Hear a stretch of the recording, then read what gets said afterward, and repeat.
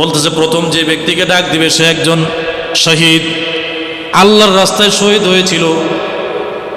আল্লাহ পাক রব্বুল আলামিন তাকে ডাক দিয়া বলবেন, এদিকে আসো, দুনিয়াতে তুমি কি আমল করেছো?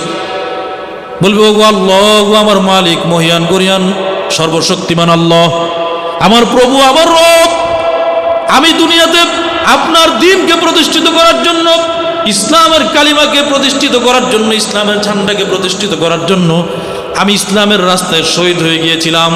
কাফেরদের সাথে যুদ্ধ করে জখম হয়ে যখন শহীদ হয়েছিলাম, আল্লাহ আমি এই আমলটা আপনার দরবারে নিয়ে এসেছি। আল্লাহ পাক রব্বুল আলামিন বলবেন, মিথ্যা কথা। কি বলবেন? কি বলবেন বলেন? মিথ্যা, অসম্ভব।